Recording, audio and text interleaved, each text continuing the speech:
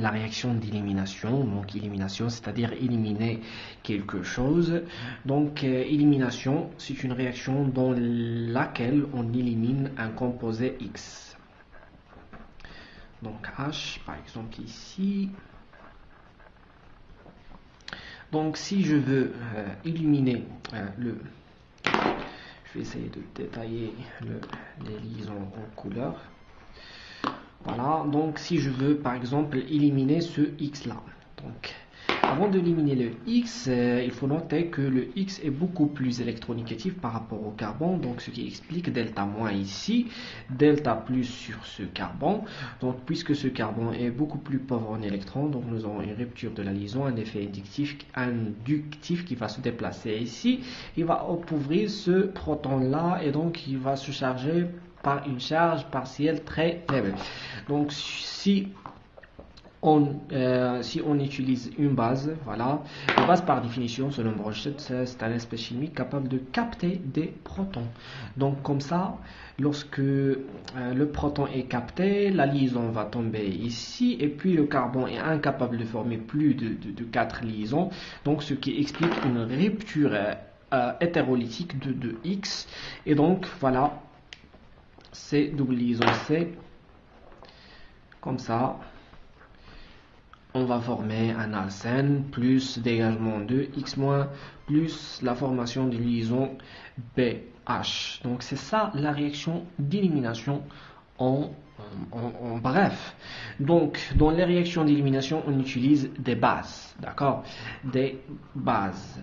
Et dans les réactions de substitution, on utilise des nucléophiles. Donc, quelle est la différence entre une base et un nucléophile? Donc, l'objectif de la base est de capter des charges positives portées par des protons. Par contre, le nucléophile, l'objectif de monsieur le nucléophile est de capter des charges positives portées par des carbones. Et c'est ça la différence entre les deux en bref. Donc, les bases utilisées sont des bases fortes, bien sûr, et peu nucléophiles parce que chaque base possède des propriétés nucléophiles et chaque nucléophile possède des propriétés basiques. Voilà, donc je vais essayer de passer directement à la réaction d'élimination E1. Donc élimination E1, qu'est-ce que ça veut dire élimination E1? Donc E1, je vais essayer de passer directement par le mécanisme. Donc comme nous l'avons déjà vu que la réaction donc R1, R2, donc dans la réaction de substitution nucléophile monomoléculaire, SNA, il se forme un carbocation. La même chose pour l'élimination, il se forme un carbocation. Bien sûr, cette rupture est causée par un solvant protique polaire. Donc on va passer par une étape cinétiquement lente, donc dans laquelle nous allons former un carbocation.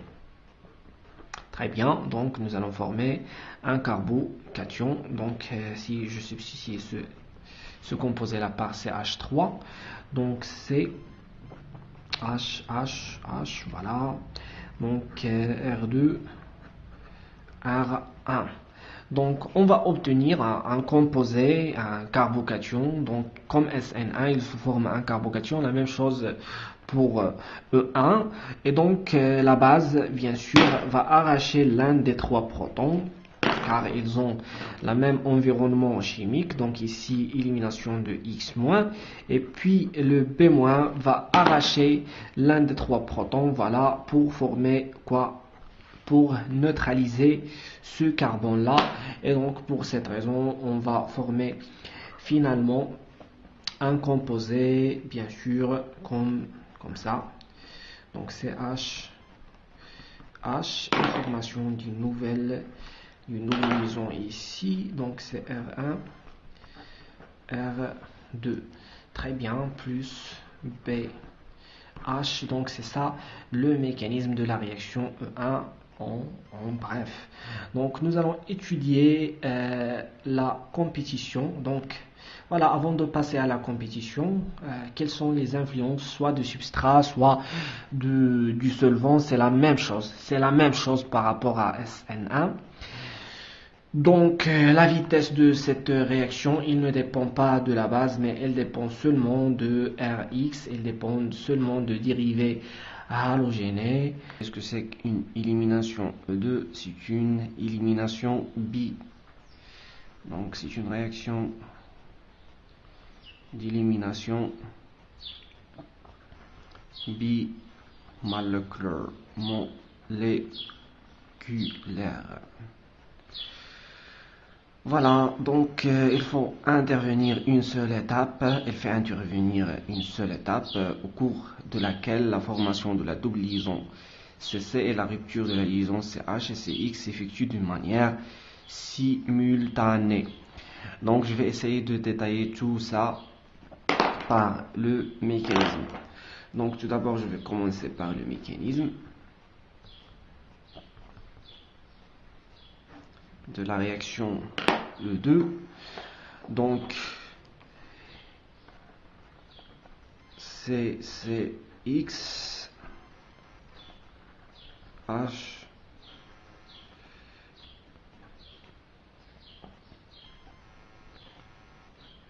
mais regardez avec moi, cette réaction est stéréospécifique. Cette réaction d'élimination est stéréospécifique. Qu'est-ce que ça veut dire stéréospécifique? C'est-à-dire que le X et le H doivent se trouver en anti. D'accord? Doivent se trouver en anti, mais en même plan. C'est ce qu'on appelle anticoplanaire. Donc, il appartient au même plan, mais à deux côtés différents. Donc, anti, c'est-à-dire deux côtés différents. Co, c'est-à-dire même. Planaire, c'est-à-dire plan. Donc, dans le même plan, mais dans deux côtés différents. C'est ce qu'on appelle une réaction stéréospécifique. C'est-à-dire qu'il spécifiait cette stéréochimie.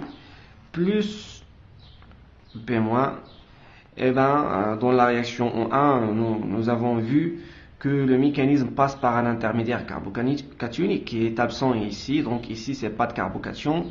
Donc à la place d'un carbocation, on va passer par une état et pas étape. Je répète, une état et pas étape. État qui s'appelle l'état de transition.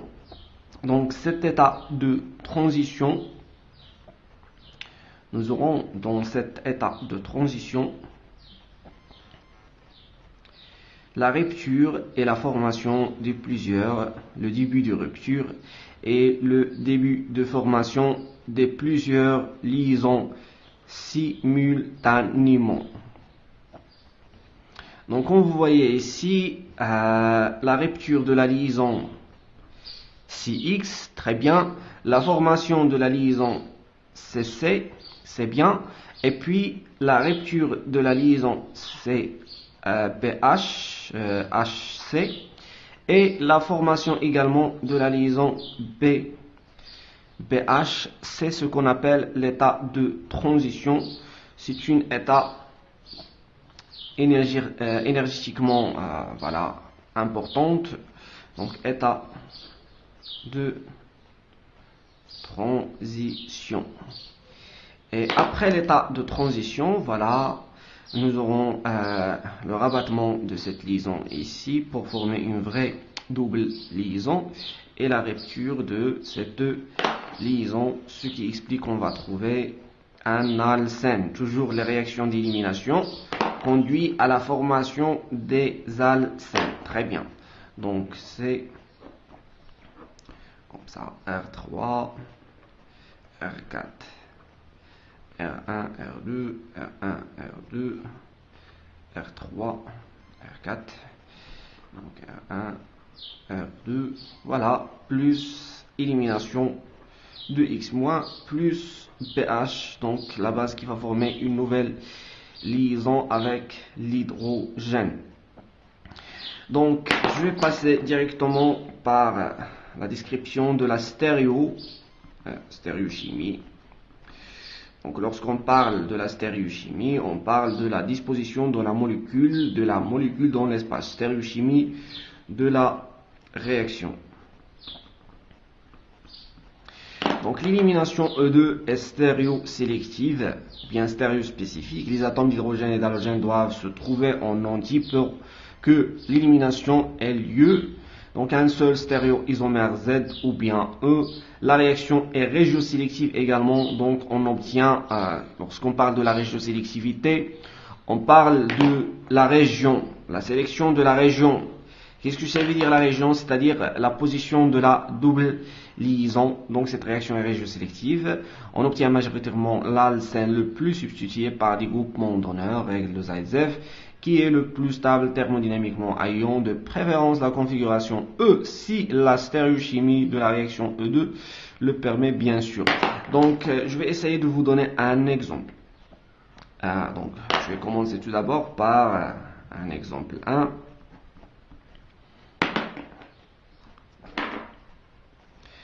Donc je vais essayer de travailler par des formules topologiques pour simplifier le travail, pour gagner le temps et l'énergie. Voilà. Vous également, vous pouvez bénéficier de ces formules topologiques car ils facilitent beaucoup le travail.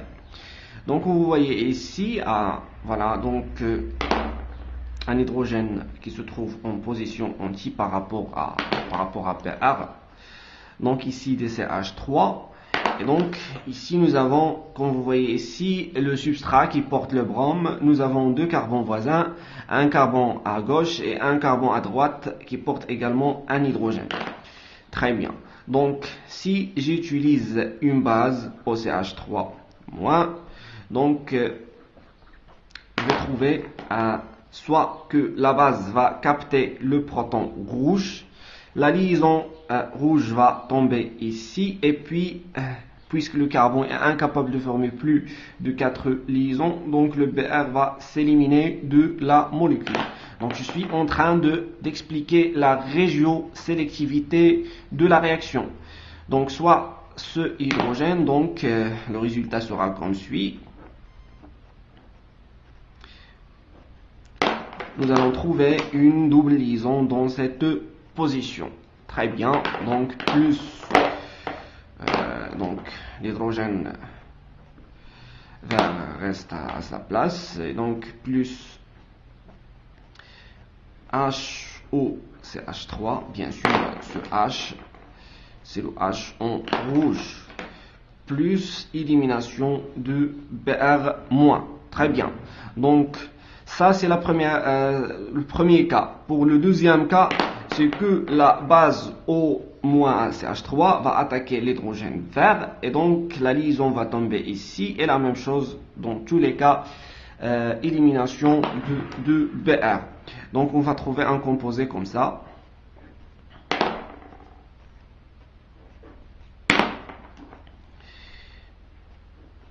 Voilà, alors quelle est la différence entre ces deux composés?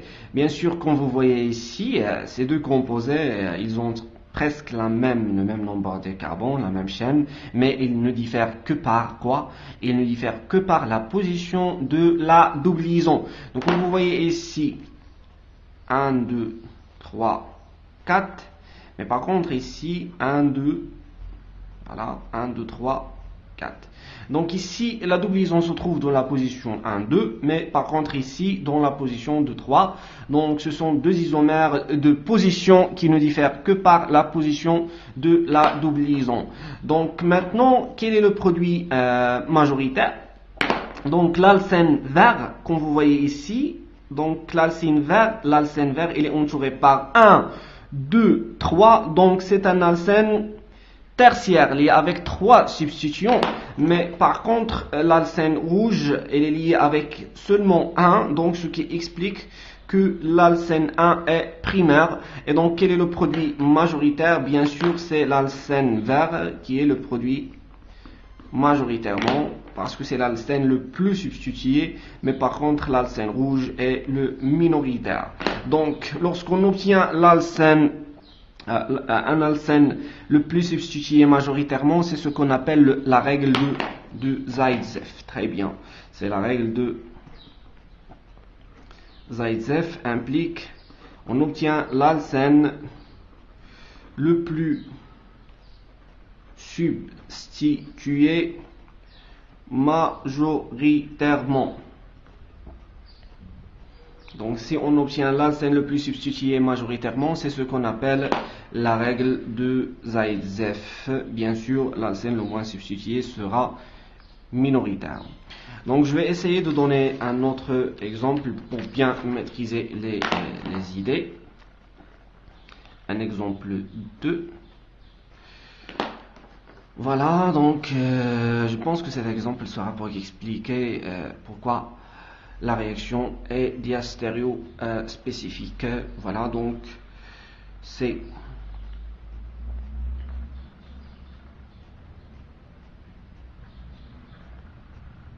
H3H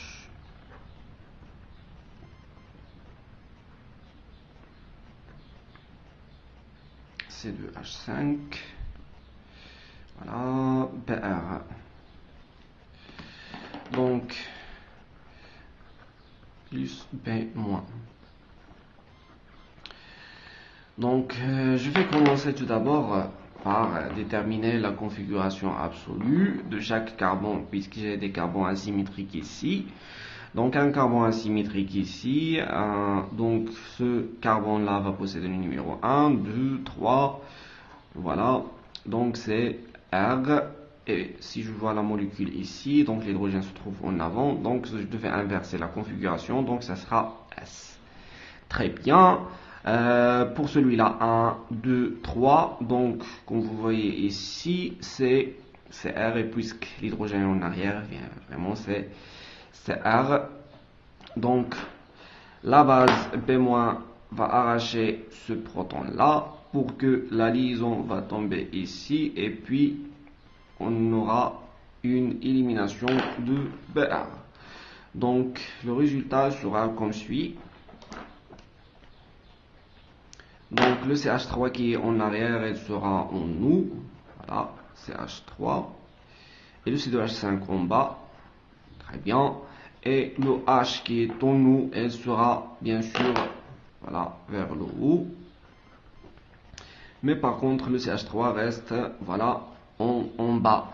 Donc vous voyez ici que les deux CH3 se trouvent dans deux côtés différents, ce qui explique bien sûr que c'est une stéréochimie E.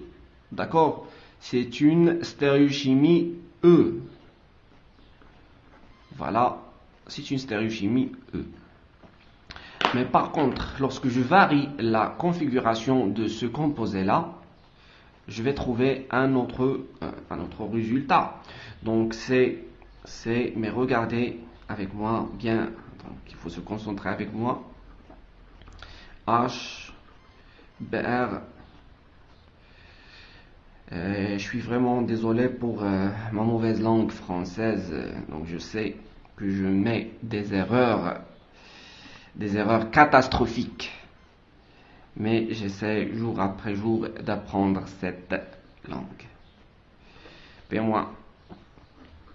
Donc vous voyez ici, quelle est la différence entre ce composé et ce composé-là? Bien sûr, je fixe la configuration de l'un des deux carbones, mais je varie l'autre configuration. Par exemple, ce carbone-là, donc comme vous voyez ici, l'hydrogène est en arrière, mais ici est en avant, ce qui explique que je devais inverser la configuration. Et si je pose la question, quelle est la relation entre ces deux composés? Ces deux composés ne sont pas énantiomères, bien sûr, car ils ont SS, mais donc puisqu'ils ne sont pas des énantiomères, donc ce sont des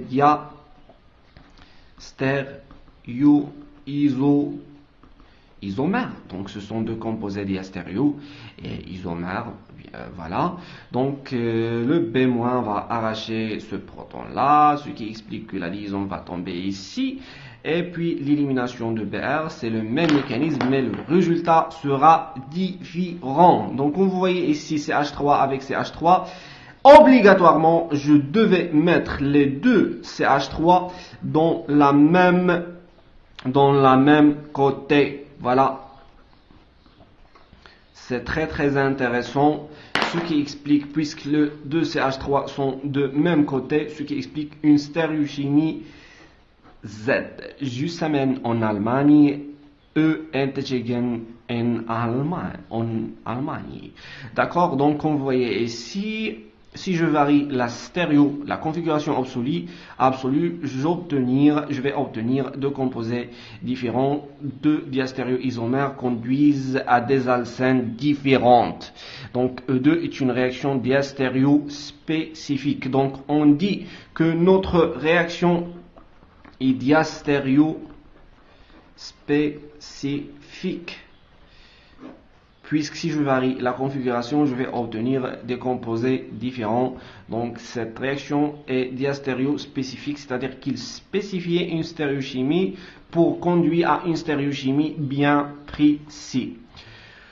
Voilà, donc je vais passer à l'exemple numéro 3.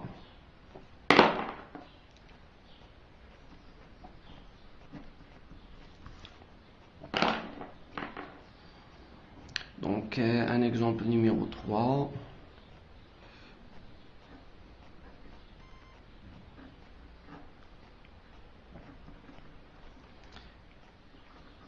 Donc, je vais terminer par cet exemple. Donc, un composé, méthyle en avant. Voilà, le méthyle en bas et en arrière. Donc,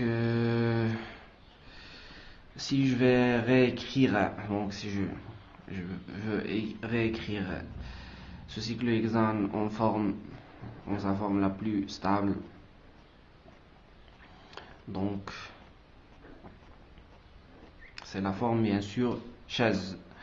Donc la forme chaise, je devais trouver le groupement méthyle en bas, et puis le H ici, et puis le H ici.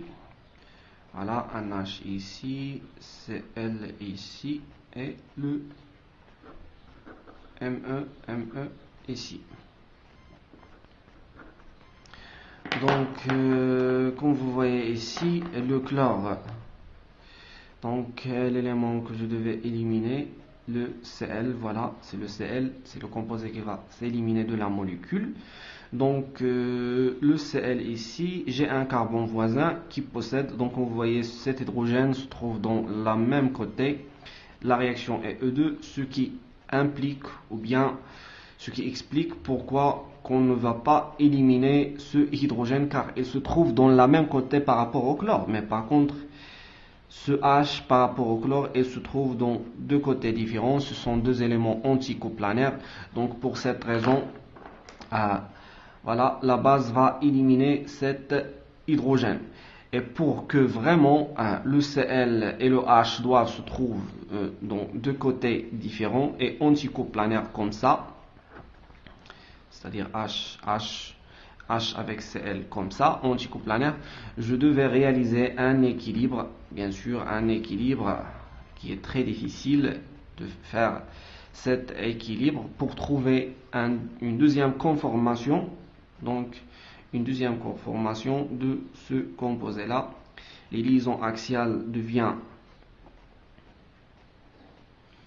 donc les liaisons équatoriales deviennent, donc celui-là c'est équatorial, donc les liaisons équatoriales deviennent axiales et l'inverse.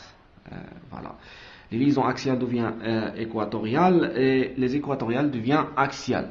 Donc si je fais cet équilibre de conformation, donc l'hydrogène sera en position axiale, par contre ici en position équatoriale, et le chlore également en position voilà, en position axiale mais vers le bas, ce qui explique la stéréochimie anti, d'accord. Le chlore et le H se trouvent dans deux positions différentes mais dans le même plan, c'est la stéréochimie anticoplanaire.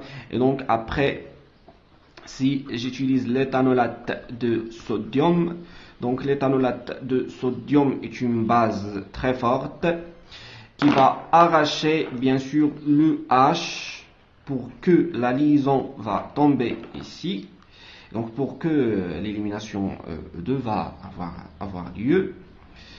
Donc voilà un changement de la configuration qui va conduire à la formation bien sûr d'un alcène. Voilà, j'ai oublié de faire le reste des composés. Donc ME, ici, voilà, j'ai oublié de mettre un H ici, et un groupement méthyle ici. Donc finalement, je vais trouver comme ça,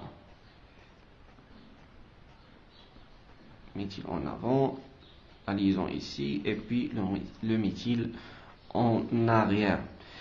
Donc bien que le conformère A, c'est ça le conformère A, soit le plus stable, pas d'interaction 1,3 axiale, donc ce conformère là est beaucoup plus stable parce que nous n'avons pas une interaction 1,3 diaxiale. Qu'est-ce que ça veut dire? Donc j'ai déjà expliqué ça dans le cours de la stéréochimie. Donc 1, 2, 3, donc pas d'interaction entre ce groupement méthyle et ce groupement méthyle. Voilà, c'est la forme le plus stable. Par contre, ici, voilà, c'est une interaction interaxiale. Donc, lorsque le groupement isométhyle se trouve axialement, donc nous aurons une interaction 1,3. Donc, remarquez avec moi 1, 3. Donc, 1, 2, 3. Donc, l'interaction avec ce hydrogène et avec ce hydrogène. Donc, bien que le conformère A soit le plus stable, pas d'interaction 1,3 diaxiale, seul le conformère B pourrait donner la réaction d'élimination HCl, car H et Cl sont anticoplanaires. Donc, or l'équilibre est déplacé vers le conformère A. Cette réaction d'élimination E2 est très très difficile parce que c'est très difficile de passer vers un forme moins vers un forme moins stable. Voilà, vers un forme moins stable. Voilà, donc pour cette raison, la réaction d'élimination E2 est stéréospécifique, c'est-à-dire que le H et le chlore doivent se trouver en position anti.